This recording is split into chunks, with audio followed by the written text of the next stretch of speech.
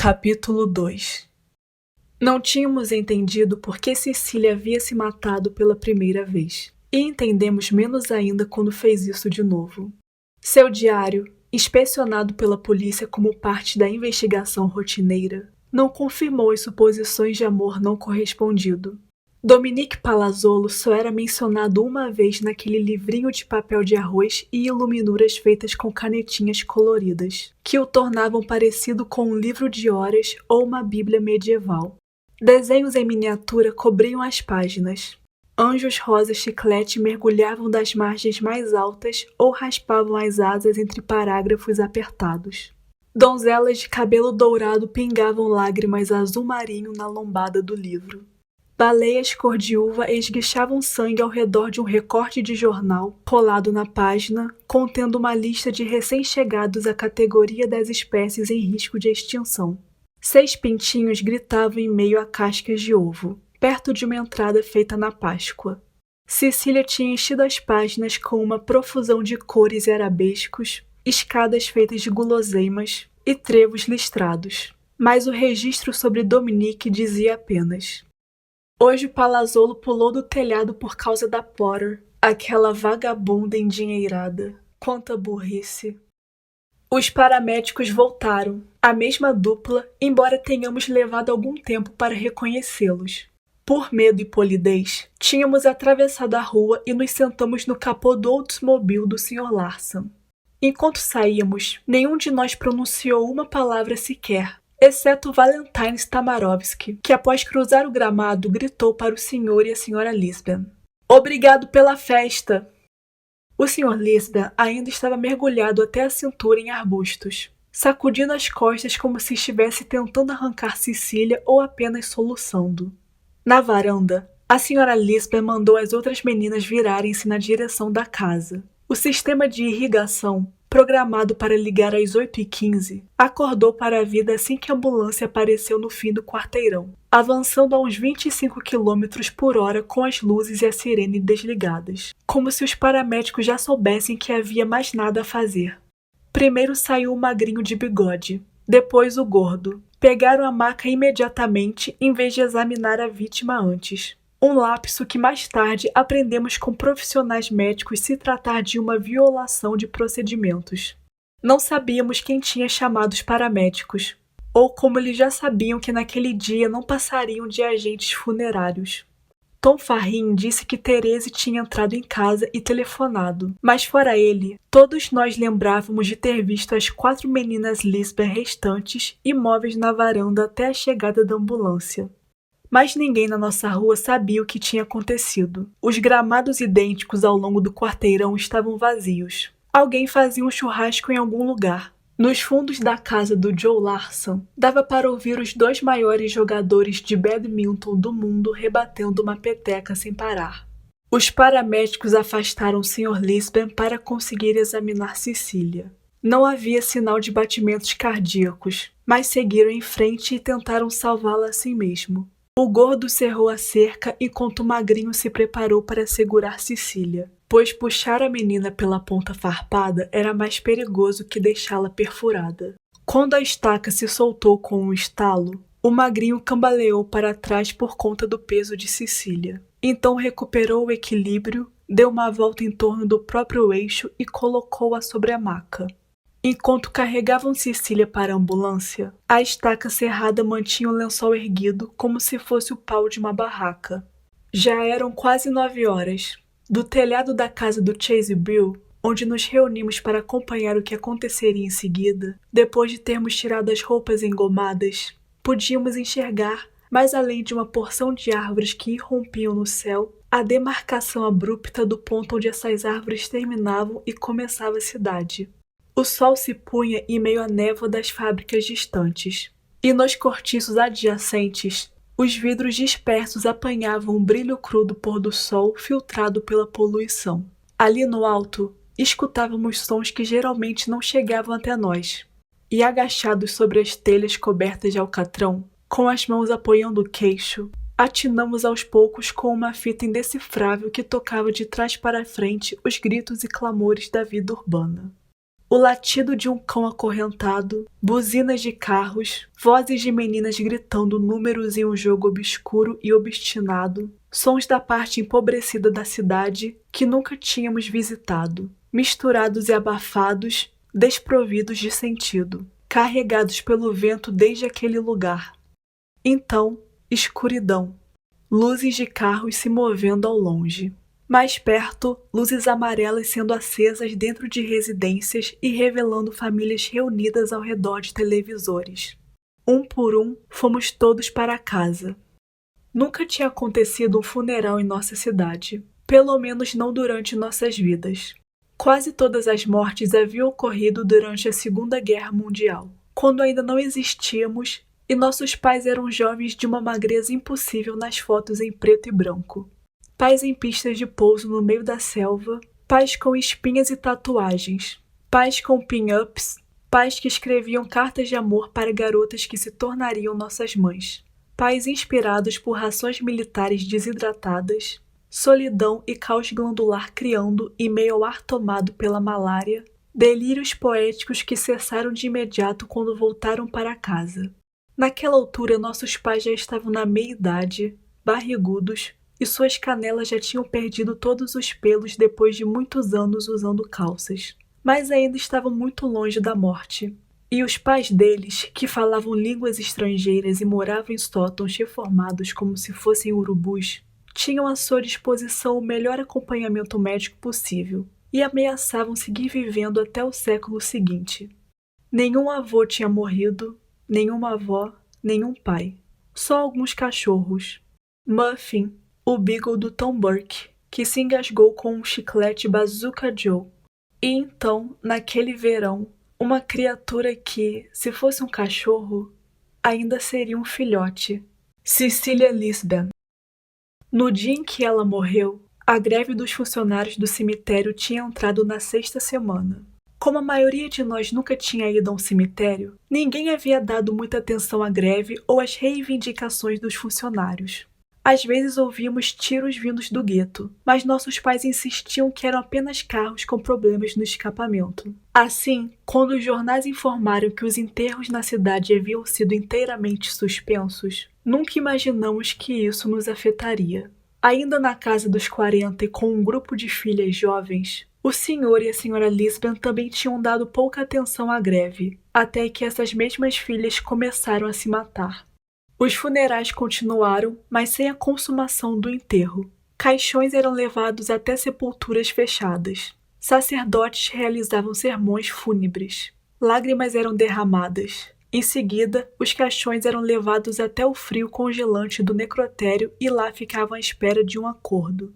A cremação ganhou popularidade, mas a senhora Lisbon era contrária a essa ideia, temendo que fosse pagã, e chegou a apontar uma passagem bíblica que sugere que os mortos se levantarão corporalmente no juízo final, sendo as cinzas, portanto, proibidas.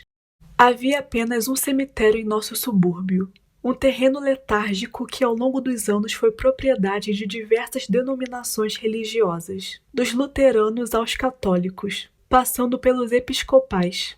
Abrigava 3 caçadores de peles franco-canadenses, uma linhagem de padeiros chamados Crop e J.B. Milbank, inventor de um refrigerante local parecido com root beer. Com lápides tortas, entrada de saibro em forma de ferradura e muitas árvores nutridas por carcaças bem alimentadas, o cemitério tinha esgotado sua lotação havia muito tempo, na época das últimas mortes.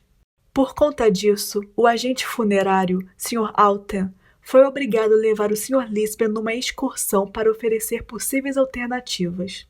Ainda se lembrava bem da viagem. Não era fácil esquecer os dias da greve do cemitério, mas o Sr. Alten também confessou outros motivos. Foi o meu primeiro suicídio, e uma menina tão jovem. As condolências de sempre não serviriam. Eu estava meio assustado com aquilo, para falar a verdade.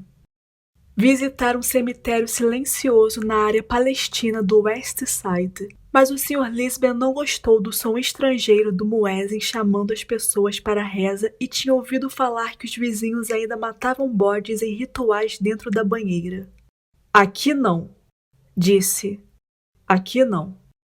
Depois deram uma volta por um pequeno cemitério católico que parecia perfeito até o Sr. Lisbon chegar aos fundos e deparar-se com 3 quilômetros de aterro que o fizeram lembrar das fotografias de Hiroshima. Era Paul Town, a cidade dos polacos, explicou o Sr. Alten. A GM tinha contratado uns 25.000 poloneses para construir uma fábrica de automóveis gigantesca. Derrubaram 24 quarteirões da cidade e o dinheiro acabou. O lugar todo ficou cheio de mato e entulho. Era desolador, sem dúvida, mas só se você espiasse o que havia depois da cerca dos fundos. Enfim chegaram a um cemitério público e ecumênico localizado entre 2 rodovias. E foi ali que Cecília Lisbon recebeu todos os derradeiros ritos fúnebres da Igreja Católica, exceto o sepultamento. Oficialmente, a morte de Cecília foi incluída nos registros da igreja como acidental, assim como as mortes das outras meninas um ano mais tarde. Quando questionamos o Padre Moody a respeito disso, ele respondeu: achamos melhor não entrar em detalhes. Como ter certeza de que ela não escorregou? Quando mencionamos os remédios para dormir, a forca e todo o resto, ele disse: o suicídio, como pecado mortal, é uma questão de intenção. É muito difícil saber o que se passava no coração daquelas meninas, o que estavam realmente tentando fazer. Quase todos os nossos pais compareceram ao velório, nos deixando a salvo em casa para que não fôssemos contaminados pela tragédia. Todos concordaram que era o cemitério mais plano que já tinham visto na vida. Não havia lápides nem monumentos, somente placas de granito cravadas na terra. E nos túmulos de veteranos de guerra, bandeiras americanas de plástico castigadas pela chuva ou guirlandas de arame sustentando flores mortas. O carro fúnebre teve dificuldade de atravessar os portões por causa dos piquetes, mas quando os grevistas ficaram sabendo a idade da falecida, abriram caminho na mesma hora e chegaram até abaixar os cartazes raivosos. Do lado de dentro era evidente o descuido resultante da greve. Havia pilhas de terra ao redor de algumas sepulturas e uma escavadeira paralisada, com as mandíbulas cravadas na grama, como se a convocação do sindicato tivesse ocorrido bem no meio de um enterro. Alguns familiares, atuando como zeladores, fizeram tentativas comoventes de enfeitar os locais de descanso final dos seus entes queridos. O uso excessivo de adubo fez com que fosse queimada parte do gramado, que assumiu um tom amarelo brilhante. O uso excessivo de água acabou transformando outra parte num pântano. Como a água precisava ser carregada à mão, o sistema de irrigação tinha sido sabotado. Uma trilha de pegadas profundas de um túmulo a outro dava a impressão de que os mortos andavam passeando durante a noite. A grama não era cortada havia quase 7 semanas. Os enlutados esperavam o caixão passar com os tornozelos mergulhados no mato. Por conta da baixa taxa de mortalidade juvenil, os fornecedores produziam poucos caixões de tamanho médio. Fabricavam uma pequena quantidade de caixões infantis, um pouco maiores que porta-pães. A categoria seguinte já era o tamanho máximo, maior do que Cecília precisava. Quando abriram o caixão para o velório na casa funerária, tudo o que se podia ver era o travesseiro de cetim e o forro encrespado da tampa do caixão. Por um instante achei que o negócio estava vazio, confessou a Sra. Turner. Mas logo em seguida, com os 40 quilos deixando uma marca muito sutil no forro do caixão, a pele e o cabelo claros se misturando ao cetim branco, Cecília emergia do plano de fundo como uma silhueta numa ilusão de ótica. Não estava usando o vestido de noiva, que tinha sido jogado fora pela Sra. Lisbon, mas um vestido bege com gola rendada, um presente de Natal da avó que ela tinha se recusado a usar em vida. A parte aberta da tampa do caixão revelava não apenas o rosto e os ombros, mas também as mãos com unhas roídas, os cotovelos ásperos, as saliências gêmeas dos quadris e até mesmo os joelhos. Só a família desfilou diante do caixão. Primeiro as meninas, todas atônitas e sem expressão alguma, e mais tarde se diria que aqueles rostos denunciavam tudo o que aconteceria em seguida. É como se estivessem piscando para ela, disse a Sra. Carothers. Deveriam estar abrindo o berreiro, mas o que elas fizeram? Foram até o caixão, deram uma olhadinha e saíram. Como não percebemos? Kurt Van Osdol, o único garoto que compareceu ao funeral, disse que teria arriscado uma última bolinada, bem na frente do padre e de todo mundo se estivéssemos lá para apreciar o ato. Depois que as meninas passaram, a senhora Lisbeth, de braços dados com o marido, deu 10 passos atordoados e baixou a cabeça cansada diante do rosto de Cecília, maquiado com rouge pela primeira e última vez. Olha essas unhas. O Sr. Burton acha que a ouviu dizer. Não podiam ter feito alguma coisa com as unhas dela? Ao que o Sr. Lisbeth respondeu: vão crescer, unhas continuam crescendo, agora ela não tem mais como roê-las, querida. Nossos conhecimentos a respeito de Cecília também continuaram a aumentar depois da sua morte, com a mesma persistência forjada. Embora Cecília raramente abrisse a boca e não tivesse nenhum amigo verdadeiro, todos tinham lembranças vívidas da menina. Alguns de nós a tinham carregado no colo por 5 minutos quando ela era um bebê, enquanto a senhora Lisbeth voltava correndo para dentro de casa para buscar a bolsa. Alguns de nós tínhamos brincado com ela na caixa de areia do parquinho, brigado por causa de uma pá ou baixado as calças para ela atrás da moreira que crescia como carne deformada pela cerca de arame. Tivemos de entrar na fila para tomar as vacinas de varíola com Cecília, que também estava ali quando cubos de açúcar com vacina antipólio foram colocados debaixo das nossas línguas. Ensinamos a menina a pular corda e a acender serpentes de faraó. Impedimos diversas vezes que arrancasse casquinhas de ferida e a advertimos dos perigos de encostar a boca no bebedouro do 3 Mile Park. Alguns de nós nos apaixonamos por ela, mas isso foi mantido em segredo, pois sabíamos que era a irmã esquisita. O quarto de Cecília, enfim obtivemos uma descrição de Lucy Brock. Confirmou essa avaliação de sua personalidade. Além de um mobile com o zodíaco, Lucy encontrou uma coleção de ametistas poderosas e debaixo do travesseiro um baralho de cartas de tarô que ainda cheirava a incenso e cabelo. Lucy conferiu, a pedido nosso, se os lençóis haviam sido lavados e informou que não. O quarto fora deixado intacto, como se estivesse em exposição. A janela de onde Cecília tinha pulado continuava aberta.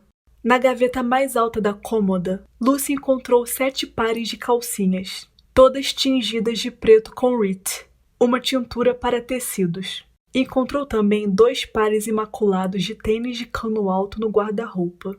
Nenhuma dessas coisas nos surpreendeu. Fazia tempo que sabíamos das calcinhas pretas de Cecília, porque sempre que ela se levantava sobre os pedais da bicicleta para ganhar velocidade, dávamos uma espiada por baixo do vestido. Também já tínhamos visto como ela se sentava nos degraus do fundo da casa, esfregando os tênis com uma escova de dentes e uma xícara de detergente Ivory Liquid. O diário de Cecília começava 1 ano e meio antes de seu suicídio. Muitas pessoas sentiram que as páginas e suas iluminuras formavam hieróglifos de um desespero ilegível, ainda que, em sua maioria, as imagens parecessem alegres. O diário tinha uma tranca, mas o Dave Barker, que tinha conseguido o objeto com o Skip Ortega, o assistente do encanador, disse pra gente que o Skip o tinha encontrado ao lado da privada no banheiro principal, com a tranca já arrombada, como se tivesse sido lido pelo senhor e a senhora Lisbeth. Tim Weiner, o crânio, insistiu em examinar o diário. Nós o levamos ao escritório que seus pais tinham construído para ele, com abajures verdes para leitura, globo topográfico e enciclopédias com bordas douradas. Instabilidade emocional, ele disse, analisando a caligrafia. Deem uma olhada nos pingos destes is. Que bagunça! E então, inclinando-se para a frente e exibindo as veias azuis sob sua pele de jovem fracote, completou. Em suma, o que temos aqui é uma sonhadora. Uma pessoa sem contato com a realidade. Quando pulou, deve ter imaginado que sairia voando. Agora sabemos partes do diário de cor. Quando o levamos ao sótão do Chase Bill, lemos trechos inteiros em voz alta. Passamos o diário de mão em mão, marcando páginas e procurando ansiosos por nossos nomes. Mas aos poucos ficamos sabendo que, embora Cecília sempre ficasse encarando todo mundo, nada pensava a respeito de nenhum de nós, nem sobre si mesma. O diário constitui um documento de adolescência bastante incomum, pois só em raros momentos retrata as manifestações de um ego ainda em formação. Não há evidência alguma das inseguranças, lamentos, paixonites e devaneios costumeiros. Em vez disso, Cecília escreve sobre as irmãs e sobre si mesma como se formassem uma única entidade. Muitas vezes é difícil identificar de qual irmã ela está falando, e várias frases estranhas suscitam na mente do leitor a imagem de uma criatura mítica, com 10 pernas e 5 cabeças, deitada na cama comendo junk food ou tolerando visitas de tias afetuosas. A maior parte do diário nos informa mais sobre como as meninas foram crescendo do que sobre o motivo pelo qual vieram a se matar. Ficamos cansados de ler sobre o que tinham comido. Segunda-feira, 13 de fevereiro. Hoje comemos pizza congelada. Ou o que tinham vestido, ou que cores preferiam. Todas detestavam creme de milho.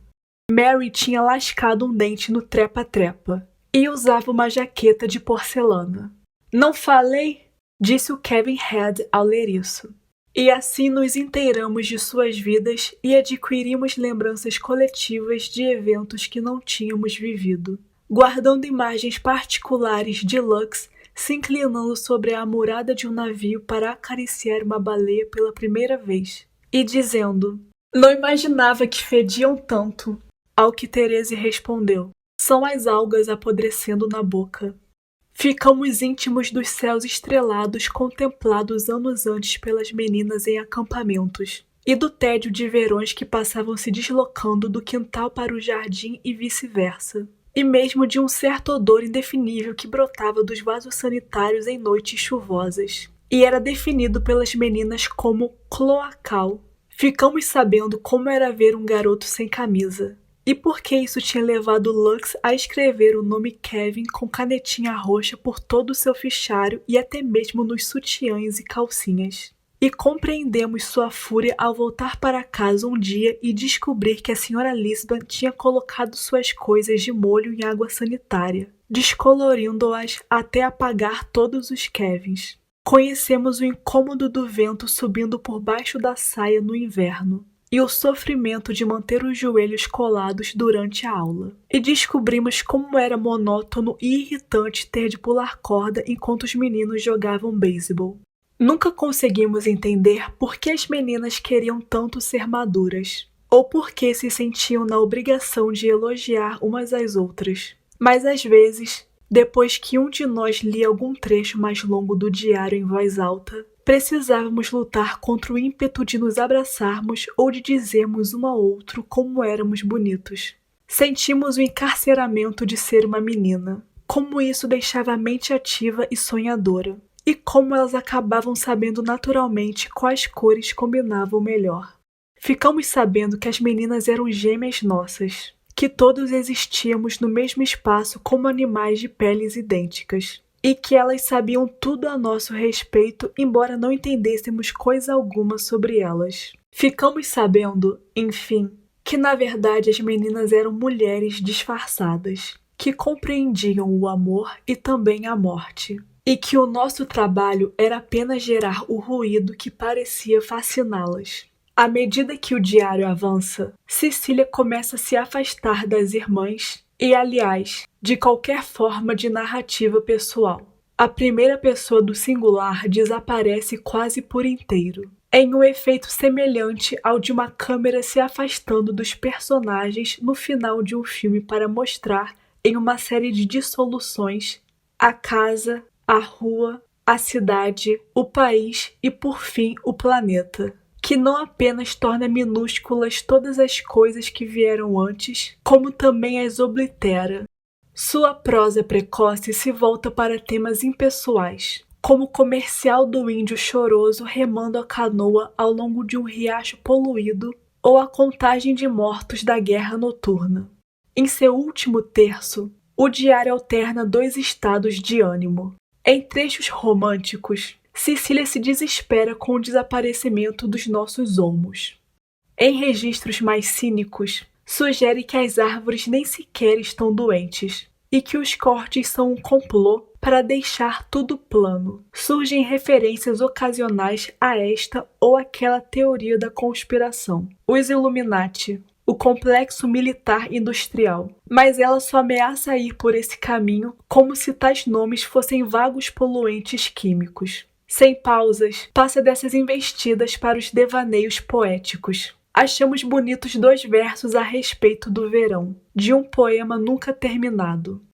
As árvores como pulmões preenchendo o ar, minha irmã, a malvada, o meu cabelo a puxar. Esse fragmento data de 26 de junho, 3 dias depois de ela voltar do hospital, quando costumávamos vê-la deitada na grama do jardim. Pouco se sabe a respeito do estado de espírito de Cecília em seu último dia de vida. Segundo o Sr. Lisbon, ela parecia contente com a festa. Quando desceu para conferir os preparativos, ele encontrou Cecília em cima de uma cadeira, prendendo balões no teto com fitas vermelhas e azuis. Mandei-a descer. O médico tinha dito que ela não podia levantar as mãos acima da cabeça, por causa dos pontos. Cecília obedeceu à ordem e passou o resto do dia deitada no tapete do quarto, olhando para o mobile do zodíaco e escutando os estranhos discos de música celta que tinha encomendado pelo correio. Era sempre alguma soprano cantando sobre charcos e rosas mortas. Aquela música melancólica alarmou o Sr. Lisbon, que a comparou às canções otimistas da sua própria juventude. Mas quando passou pelo corredor, se deu conta de que aquilo sem dúvida não era pior que a barulheira do rock de Lux, ou mesmo os guinchos desumanos do equipamento radioamador de Therese. Das 2 da tarde em diante, Cecília ficou de molho na banheira. Essas maratonas não eram incomuns, mas depois do que tinha acontecido na última vez, o senhor e a senhora Lisbon não corriam mais riscos. Fizemos com que ela deixasse uma frestinha da porta aberta, explicou a senhora Lisbon. Ela não gostou nada disso, é claro, e agora tinha nova munição. Aquele psiquiatra tinha dito que, na idade em que estava, a Sil precisava de muita privacidade. O Sr. Lisbon passou a tarde inventando desculpas para passar pela porta do banheiro. Eu ficava esperando até ouvir um barulho de água, e então passava. Tínhamos tirado todas as coisas afiadas de dentro do banheiro, é claro. Às 4h30, a senhora Lisbon mandou Lux subir para dar uma olhada na irmã. Lux parecia bem despreocupada quando voltou ao térreo, e nada em sua atitude sugeria que ela tivesse alguma suspeita do que Cecília acabaria fazendo mais tarde naquele mesmo dia. Tudo certo com ela, disse Lux. Está deixando o lugar todo fedido com aqueles sais de banho. Às 5h30, Cecília saiu da banheira e se vestiu para a festa. A senhora Lisbon a escutou entrando e saindo dos quartos das irmãs. Bonnie dividia o quarto com Mary, Therese com Lux. O chacoalhar das pulseiras tranquilizava os pais, permitindo que acompanhassem seus movimentos como se ela fosse um animal com um guiso na coleira. De tempos em tempos, nas horas que antecederam a nossa chegada, o Sr. Lisbon escutava o tilintar das pulseiras de Cecília, que subia e descia as escadas, experimentando vários sapatos diferentes.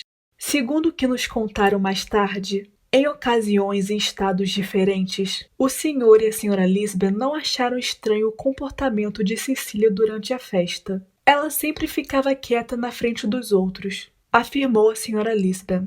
E talvez por não estarem habituados a socializar, o senhor e a senhora Lisbon se lembravam da festa como um evento bem-sucedido. A senhora Lisbon, aliás, ficou surpresa quando Cecília pediu licença para sair. Achei que ela estivesse se divertindo. Mesmo a essa altura, as outras meninas não deram sinal algum de saber o que estava prestes a acontecer. Tom Farrin lembra que Mary conversava com ele sobre o macacão da Pennice que ela estava louca para comprar. Therese e Tim Weiner debatiam ansiosos sobre suas expectativas de entrar em alguma das faculdades da Ivy League. Conforme indícios descobertos mais tarde, parece que a subida de Cecília ao quarto não foi tão rápida quanto nos lembrávamos. Depois de deixar a festa e antes de subir as escadas para o andar de cima, ela teve tempo de tomar o suco de uma lata de peras, por exemplo. Deixou a lata em cima do balcão, aberta com um único furo, desdenhando o método obrigatório determinado pela senhora Lisbon. Antes ou depois de beber o suco, foi até a porta dos fundos. Pensei que ela estivesse partindo em viagem, admitiu a senhora Pitzenberger. Estava carregando uma valise. A valise nunca foi encontrada. A única maneira de explicar o testemunho da senhora Pitzenberger é encará-lo como a alucinação de uma usuária de lentes bifocais, ou então como uma profecia dos suicídios posteriores, em que a bagagem assumiria um papel central. Qualquer que fosse a verdade, a senhora Pitzenberger viu Cecília fechar a porta dos fundos, e poucos segundos depois ela subiu as escadas, como ouvimos tão nitidamente lá de baixo. Ao entrar no quarto, acendeu as luzes, embora ainda estivesse claro lá fora. Do outro lado da rua, o Sr. Bill a viu abrir a janela do quarto. Acenei, mas ela não me viu. Contou. Foi quando ouviu a esposa gemendo no outro quarto. Ele só ficou sabendo o que tinha acontecido com Cecília depois que a ambulância foi embora. Infelizmente, tínhamos nossos próprios problemas, disse. Foi socorrer a esposa doente no mesmo instante em que Cecília enfiou a cabeça pela janela, em direção ao ar rosado, úmido e aconchegante.